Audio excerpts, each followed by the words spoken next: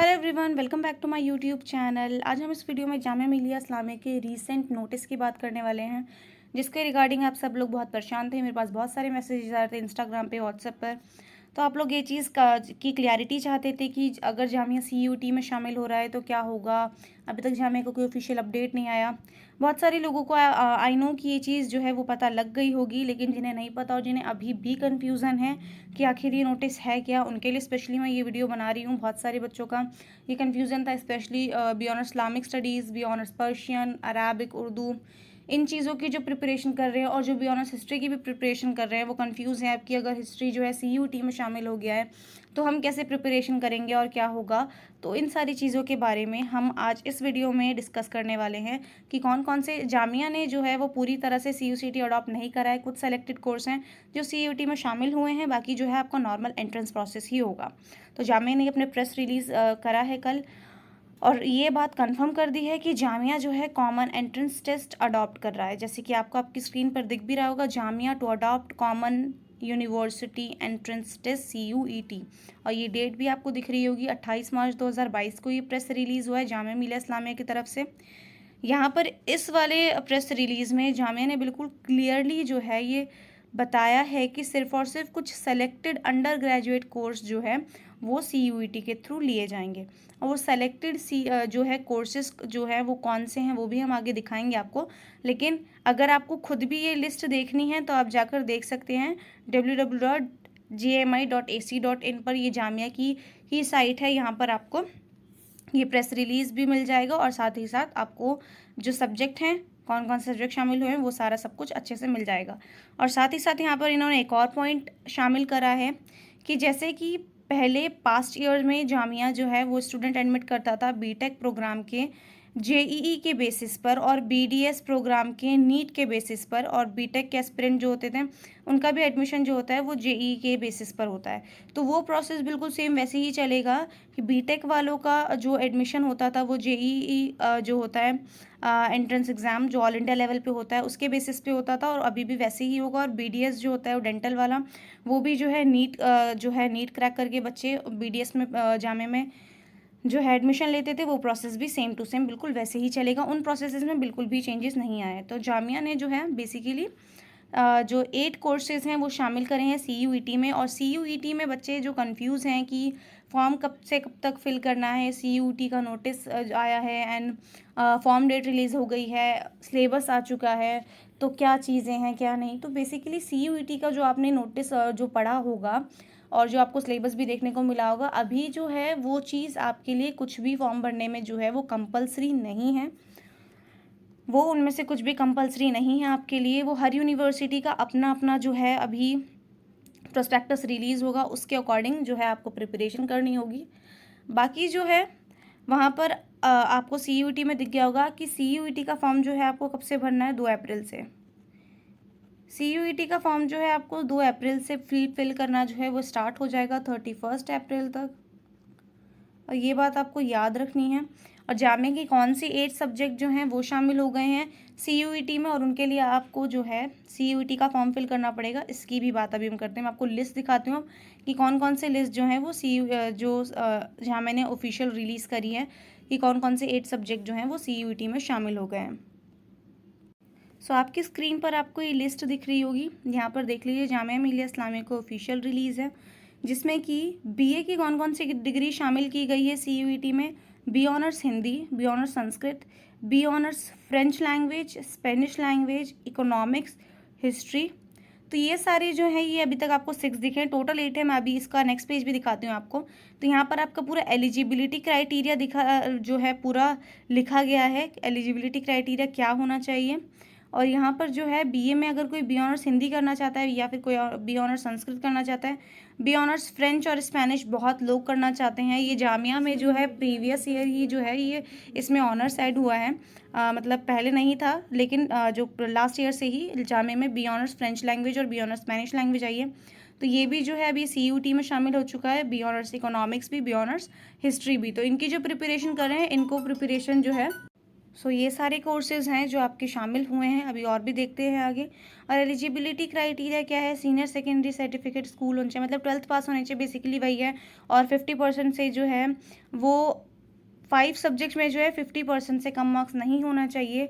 मतलब कि आपकी ओवरऑल जो है वो परसेंटेज 5 सब्जेक्ट को मिला के 50% बननी चाहिए या फिर उससे ऊपर। लेकिन अगर आपकी 50% से कम बनेगी तो फिर जो है वो आपका माना नहीं जाएगा, ठीक है।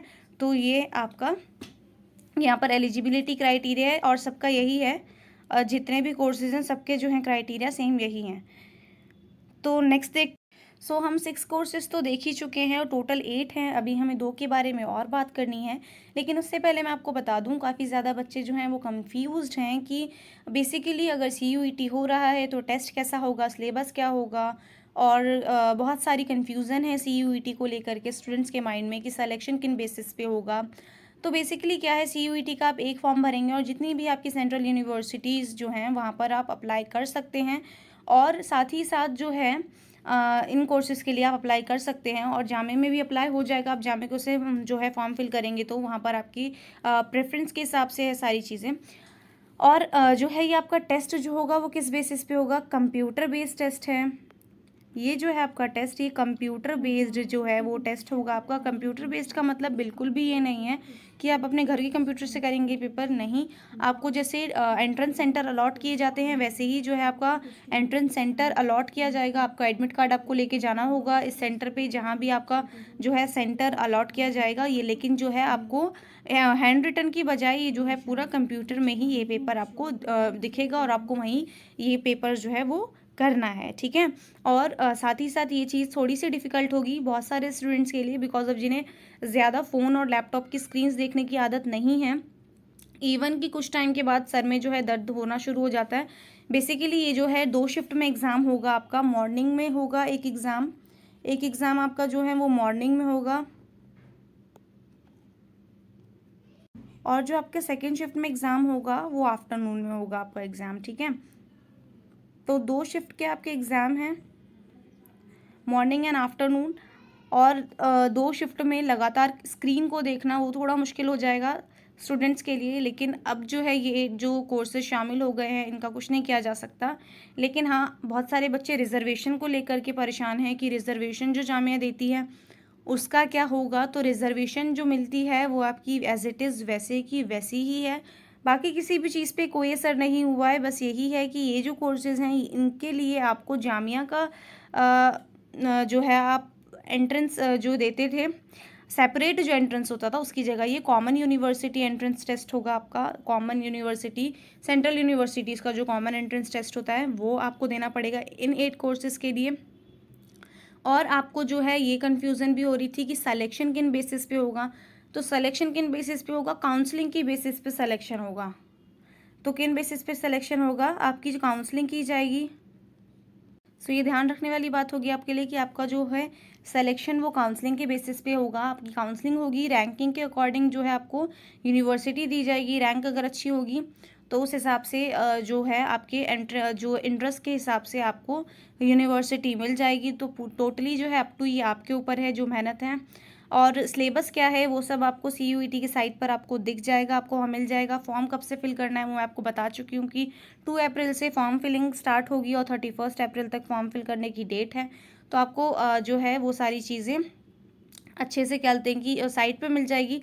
लेकिन अगर आप चाहते हैं कि मैं वो वीडियो भी बनाऊँ तो आप मुझे बता सकते हैं कमेंट सेक्शन में। यहाँ पर तो है कि जामिया के रिगार्डिंग मैं ये वीडियो इसलिए बना रही हूँ क्योंकि बहुत सारे बच्चे कंफ्यूज हैं। वो चाहते थे कि मैं ये वीडियो बनाऊँ, तो मैं इसीलिए ये वीडियो जो है मैं आपकी क्लैरिटी के लिए ये वीडियो मैं लेकर आई हूँ, ताकि आपको ये अच्छे से क्लैरिटी हो जाए कि इन 8 कोर्सेज़ के अलावा बाकी सारे जो एंट्रेंस एग्ज़ाम होंगे वो बिल्कुल वैसे ही होंगे जैसे कि अब तक होते आए हैं। तो 7th कोर्स कौन सा है, BSc जो है बायोटेक्नोलॉजी, BSc का जो है वो इसमें शामिल हो चुका है।